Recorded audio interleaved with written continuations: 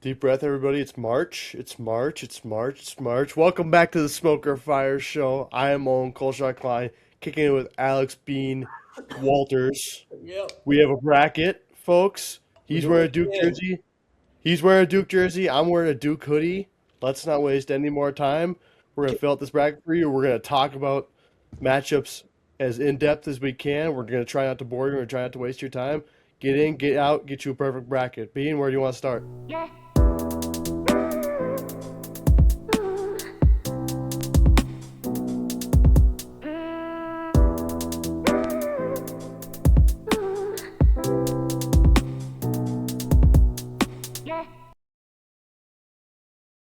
Well, we'll start. We'll start at the beginning. We'll start. We'll go ahead and start right in the East. Oh, I'll, mysterious. I wonder what the first game pick is going to be. I'll I, pull the I preview. wonder.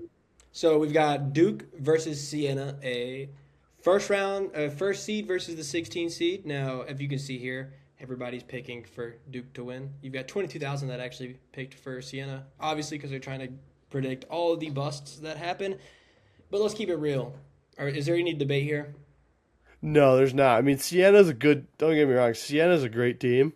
Don't get it twisted, but the Boozer Twins, unless the Boozer Twins die in the next 96 hours, Duke's not losing this game. Okay, let's be real. It's the Boozer twin. Hey, Caden's Caden balled out in the ACC title game. I don't want to hear it. he did. That was probably Caden has a lot of work left to do in order to make it pro. He realistically should stay another year. I hope he Is he does. going to? I haven't seen him in any mocks. No, I haven't mocked him I don't anywhere think he's personally. mocked anywhere. I'm pretty sure he's gonna stay. He has I don't know what his value would look like right now. I think two years, and then I could see him ending up late first rounder, unless he just goes absolutely ham. But He's more I don't like know what next year's draft looks like, but he'll probably be more like a Trey Jones, Tyus Jones type thing where they stay for what like they say like 2 or 3 years and then they finally declare. something like that. Yeah, that makes the most sense. But But yeah, we're that taking said, we're Duke. gonna pick Duke. I If actually you I couldn't don't tell by the hoodies. I never looked at what we did like how right we were last year. We'll have to we can revisit that because we could do a bracket revisit video. That'll come out in 3 to 4 weeks. People, stay tuned for that. Just But kidding. now we've got so this is one I actually had a lot of I have my This pick. one's difficult. This one's really difficult. We have Ohio State versus Texas Christian University. Now the odds say that it is a Ohio State game, but I have TCU winning. Obviously, we can debate that if you would like. I mean, I do too. This one's tough because Ohio State. This is the first time they've made the tournament in Bruce Thornton's 4 years there. He's been there. He's became their all-time leading scorer a couple weeks ago, right? But Mhm. TCU's taking out Florida, and TCU is hung tough with a bunch of teams in this draw that are top Mhm. 16 seeds, right? I'm gonna take TCU on the basis of the fact that I'm gonna trust them more than a first-time tournament team. Don't get me wrong, Ohio State's talented. I understand that, but I'm gonna take TCU because TCU's taking out Florida. Ohio State has good wins. Yes, Like they do. Ohio State beat Purdue. I just don't. I think they're going to be a trendy, sexy pick to try to take down the Blue Devils too. Even as a lot of the discourse I heard on Twitter and in circles just off the rip, I'm like, let's slow it down a little bit. They got to get by the Horned Frog first. I don't see it. I to me I this would. is like there's a lot of 8-9 matchups on this, but I think this is arguably the closest one from what I've looked at because this could, in all honesty, you could flip a coin. I would not be shocked if Ohio State did come out on top, but TCU's defense I will take in this case and have them beating Ohio State. My only issue I do see is Ohio State has a little more size now that John Mobley and they're fully function. John Mobley's back and the Buckeyes are fully functional. David Punch is really the only interior presence for TCU. So while I understand why I want to pick TCU, I would not be shocked if Ohio State wins that game and wears out that I don't know. TCU You front bring that court up. late in the Yeah, game. you bring that up. Size is really important at the college level. Especially in the first round with these kind of matchups, like no Oh, matter who gets there, Duke's going to overwhelm them with size. But in this case, if you have an advantage, you're going to lean into that, right? So it's like maybe it is Ohio State. that's my only like top of mind concern. But again, it's an 8-9 game, so it's supposed to go either way. Maybe it is Ohio State. I do think about the size because I mean TCU is very limited at that when it comes to like being able to play big, and if Ohio State can now play big, which they will be able And to. then your legs get heavy at that under 8 timeout in the second half, and you start fading quickly. So, It's do you want to switch it to Ohio State? I'm not opposed either way. It's not one I'm super strong about. I'm gonna say yeah. I think we should switch it to Ohio State. Yeah, let's flip it for now, and let's flip it for now. I like it. I like it either way, but again, I think all signs point to Duke absolutely destroying either of those two teams in the second round. Yep. It's what it's going to be. Now we got St. Next John's up. versus Northern Iowa. Sneaky matchup here. Northern Iowa has a bunch of dudes that look like you and me that shoot it really well and defend their asses off. All right, they're a really fun team. Far in the NCAA tournament. Yeah, when Belmont went out of the MVC tournament that they play that you and I plays in, I was shocked. I'm like, you and I is going to mess around and win this because they have a culture of doing that this time of year. They're in the semis every year. They're a top 5 seed in this tournament every single year. They're dangerous. That said, I don't know if they have enough tall white guys to guard Zuby Ejiofor for St. John's. You got to think at this point you're outclassing Rick Pitino. You're not going to outclass him. Yeah, and with all the discourse around the Johnnies and how they played UConn, how they played these top 16 seed teams, I don't see them going out in the first round. Now, that spread, sitting at 11.5, I would probably take Northern Iowa. Yeah, I think Northern Iowa could cover that. I don't see them winning, though. But again, if they win that game, this is another one where I wouldn't be shocked. Yeah, maybe a little bit actually on the basis of the fact that it'd be St. John's going out in the first round. But yeah, it's really just the Rick Pitino name on there that keeps me from. Oh, dude, are we saying gonna? they'll run into a team that simply outclasses them, but I don't think you and I is the team to do that off the jump. No, it may or may not be the team that they're about to face though. Yeah, that's a perfect segue into the next one. We've got California Baptist versus Kansas Jayhawks. This one's in San Diego. Keep that in mind. This is Cal Baptist versus. Anything. I mean, it helps. Regionality helps, I suppose. I'm not saying it's going to be the difference, but it helps. Especially when you're a 13 seed. I know it's one of those things that you shouldn't really weigh into, but man, if Cal Baptist takes on Kansas, Darren Peterson's tank should be plummeting. And by plummeting, dropping to 3. Yeah, and we won't hear from Jack for weeks because this is his college team, so we'll see how that goes. We're going to take Kansas. We're going to take Kansas this, yeah. Again, the Cal Baptist game, it was so insane. They played Utah Valley late last night. Like, they got done at like 2 a.m. Eastern, right? And that's the last game of the WAC tournament because both those teams are going to separate conferences next year. Mm-hmm. And Utah Valley had a dunk to tie it. I kid you not. This guy is butt booty naked, wide open. And he throws it off the backside of the rim, and it bounces to Cal Baptist guy behind him. Look, they've got a guard. They've got the guards. They've got the size. Are they going to beat Kansas? No, but I think they can fuck with them just a little bit. It'll be a fun game. Or it'll be a blowout. This is one of those games that could entirely just be they dog walk. Yeah. It's either going to be a 2-possession game or Kansas is going to blow this one open. 12 minutes to go in the second half, and Darren Peterson's going to sit out the last 10 minutes. So now we're moving on. Right. Now we're moving on to the 6-11 matchup between Louisville and South Florida. We'll go ahead and start now. I have my answer on this. I do too, and it makes me sad because everyone and their mom is going to take USF. I just know it. This is going to be the right now.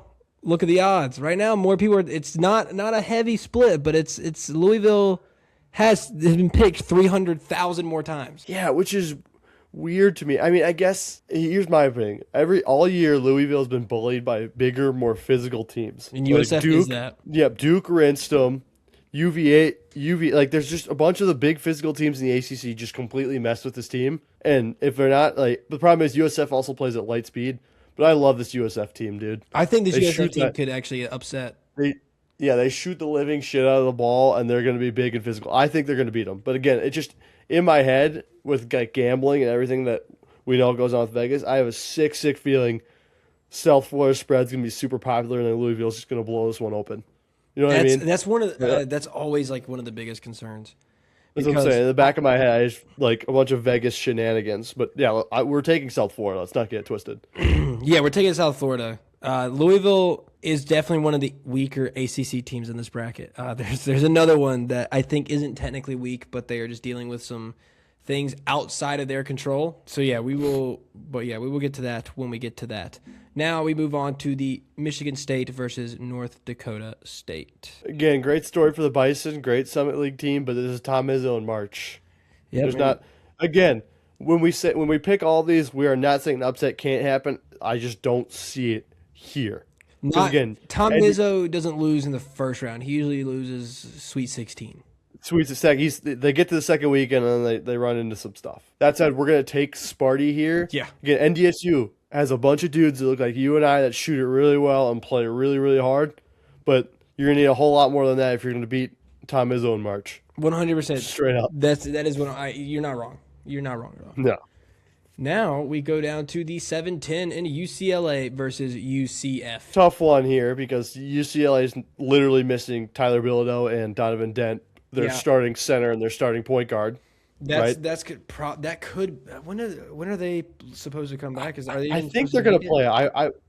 They lost to Purdue in the semi. I'm wondering if they just mailed it in to let those guys rest and get a couple extra days to maybe be fresh because they don't play till Thursday or Friday depending on when tip times and games come out. I think the bottom half of this draw plays on Friday if I'm not mistaken. Somebody in the comments could fact check me when this comes out in about 24 hours, right? That's it on the other side. For UCF, sorry, I'll let you go here in a second. No, you're good. UCF, they have a guy named John Bull. He's exactly what you think he is. He's a 7-foot shot blocker who's sneaky, athletic, kind of skinny, basically built like Chet Holmgren, right? I'm going to take UCLA, but UCF is a really dangerous 12 seed. They have beaten and messed with a bunch of Big 12 teams all year. This is the one that I haven't fully decided on yet. And I'm like looking at it. They've got that win against Kansas.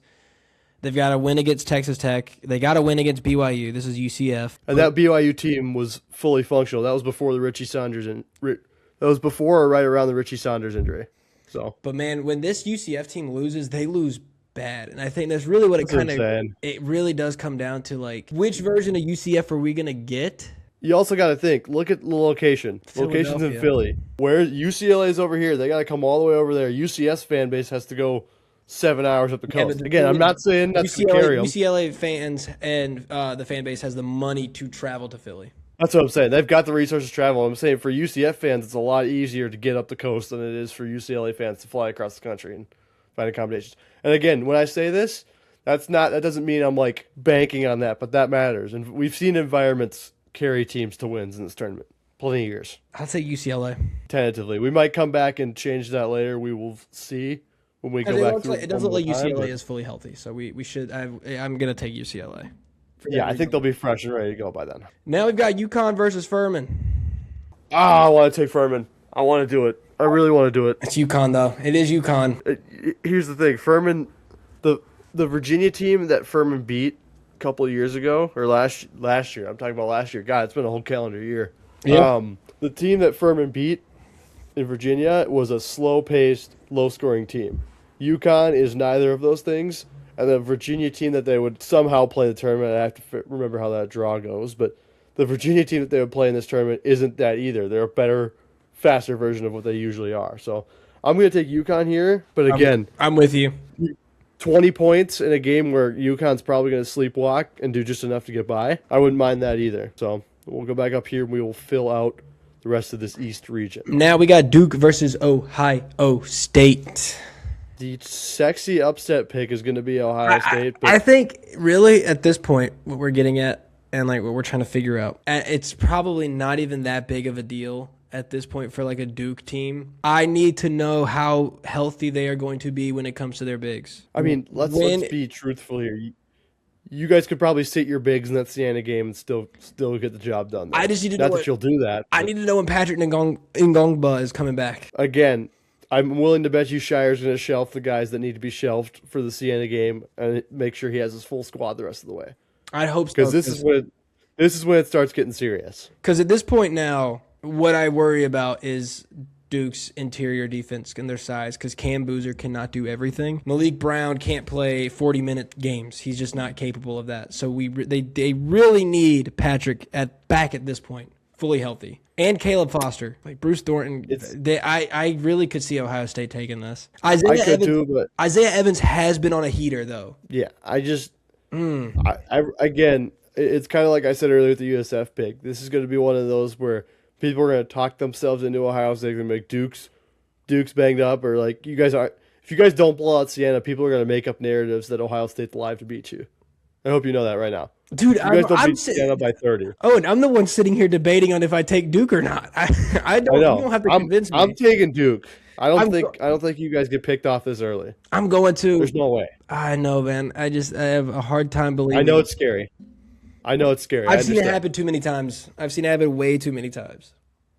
Now, Yeah. Sweet 16, they could probably get booted. Yeah, you guys are too talented to go out in the first weekend. Again, second weekend is where I think we'll lose a 1 seed or 2. But if I had to guess. But now we're gonna go St. John's and Kansas. oh, this is legitimately tough. Kansas, I think Kansas is I'm not gonna say they're Fog Allen merchants because they're good enough to win away from that building. But have you noticed how the majority of their quality wins have come in their own building? You're not in your own building, and you're going up against a Hall of Fame head coach. They don't have a single win that's not at home, except the Tennessee game. Yeah. Yeah, that's my point. And then you're going up against St. John's team that's somehow last 4 in a row. I don't know how that works, but they also don't win outside of they don't win in their own. Oh, ugh.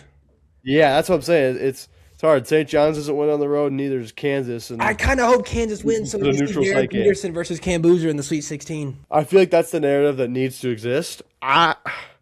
I'm gonna take Kansas, but again, it's Rick Pitino.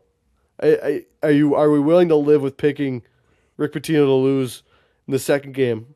I mean, didn't he lose round of 32 last year to Calipari? I think they did. Yeah, they lost to Calipari in round of 32 last year. Oh yeah, it may have been 64. There was some hog cranked last year. Yeah, no, I think you're right. Yeah, I think it was the first weekend. I think they won their first game. They escaped their first game, and then I remember it because it was Patino versus Calipari. It was such a huge game. Yeah, that was billed as a sexy matchup, and that was everything it was meant to be, right? Really good game too. But I remember it being very good. Yeah, it's going to be Kansas, but again, with every single matchup we picked so far, you could make a case for legitimate both sides, aside from like Duke Siena, right? Yeah. Now we move on to USF versus Michigan State. Oh, these two teams are going to leave with an obscene amount of bruises, and somebody might actually die. You're not wrong. These teams are gonna. There's gonna be some missing teeth, some cuts. Jeremy Fears might kick somebody in the kneecaps. We'll see. Who knows? Do we say is this anything to be put on upset watch? I think USF could do it.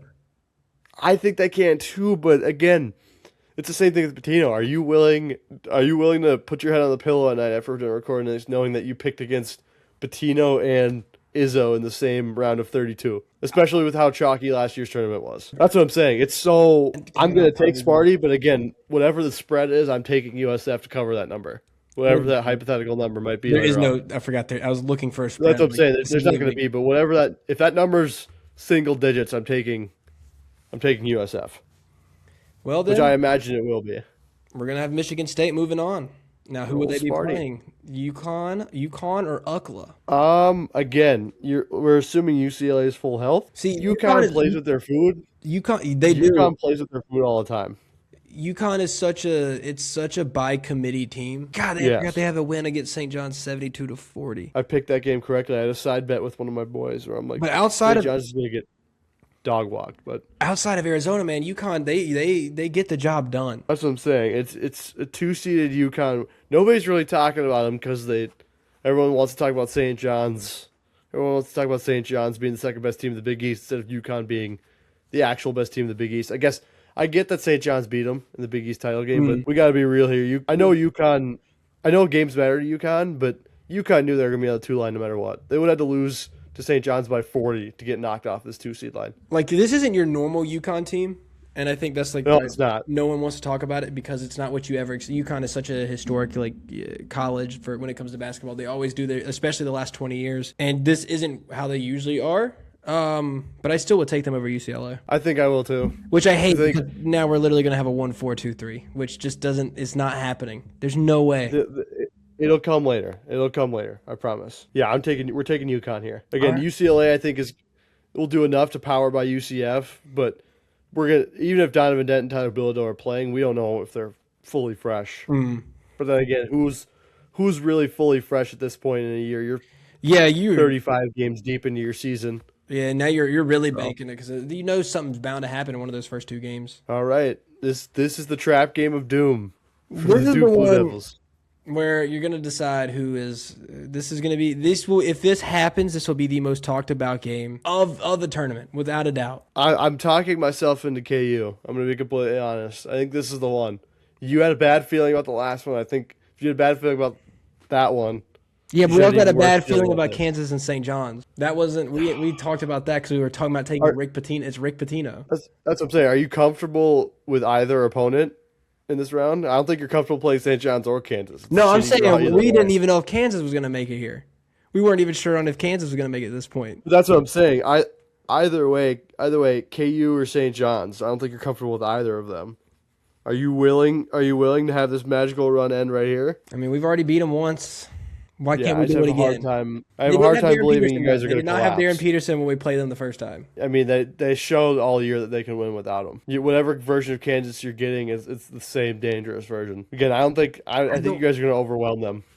Genuinely, I'm trying to decide what were we saying. I think you guys are going to overwhelm them straight up. I do take Duke in this, but I'm like trying to make sure it's not a biased thing. I mean, it can be a little bit, but you guys got a shitty draw. Can we talk about that? You guys got this East region is awful. You got Sparty, Kansas, St. John's, and then even USF is a shitty draw if they get hot enough. Yeah, this is tough. It's just tough because, like, I don't think they can make it. I mean, I think they can get past Kansas, but I also don't. I wouldn't be surprised if they lost to Kansas. Yeah, I think we take them here, but very, very cautiously. We're gonna take them. Truthfully, We're gonna. Yeah, truthfully. I'm never one to bet on my team for obvious reasons because I'm always wrong. Dude, yeah. versus And again, that's how it goes. Sparty and UConn. I'm Sparty. I'm not gonna think about all it. right. I'm not even gonna let you. We'll just go ahead and do it because I don't what I'm really saying. have a thought on that one. I'll give some quick explanation. I think again, it's Izzo and March 1. You said it yourself. This isn't the same UConn team we've seen in the last couple of years. Now again, they have Danny Hurley coaching. That always helps. That's always going to help. But guards win in March. I trust Jeremy Fears more than I trust Solo Ball. To me, this is the round. Sweet 16 for the non-Cinderellas, for like the high seeds, is where your guard play actually takes in. For your lower seeds, your guard play matters the whole time, but it really matters if you're a second weekend team like Sparty and UConn potentially are going to be. Again, we had a chalky tournament last year, so who the hell knows what we're getting this year. But I think we're taking Sparty here. I like that. Feels good. All right. So now we got Michigan State versus Duke. This would be a game you guys would lose. This is a But see, justifiable this is game where- to pick against yourself. When is the last time, and this is a genuine question, when's the last time Tom Izzo made it to Final Four? Last Michigan State Final Four appearance. I'll do some journalism quick. The internet says 2019. They defeated Duke in the Elite Eight before falling to Texas Tech. You know what, So- then? If they did it once, they can do it again. Michigan State it is. Either way you go with that one, it's justifiable. But I think Sparty coming to this region does make sense because they've got the better half of the draw. You guys have, like we said, St. John's and Kansas, and then Ohio State or TCU to go through. It's one of those things where at this point, I'm looking at the fact that Duke is, at the end of the day, a freshman ran team. Obviously, I know like Isaiah Evans, Caleb Foster, Malik Brown, like these guys are not freshmen. They've been there for a minute, but they're also very streaky. They can either be really good or they will be extremely awful, and they always are relying on Cam Boozer. Now, I know Cam Boozer had a terrible ACC run. It was god awful in all three games. So I worry about maybe that translating over to here because now you're going to be facing higher quality talent than your Florida State, Clemson, and UVA is actually in this. So UVA deserves all the respect it gets. But Yeah, and that's fair. But you also got to remember, you guys were going to be ones. It's hard this year because like these top 16 protected seeds, they're probably going to be there unless they absolutely implode in their conference tournaments. If you're Duke, you know that you're like we don't necessarily need to give 100% effort to beat these teams because they're the consensus best team in the tournament. So it's possible they were coasting through. I don't know, but it's hard to coast at this point in the year when you're thinking about winning 6 straight games to try to win an Natty. That said, guys, that wraps up our East region. We're going to fill all 4 of these. We're going to get you a champion. We're going to get you ready for the best tournament, second best tournament in basketball for the Hoop Heads. amen. Peace.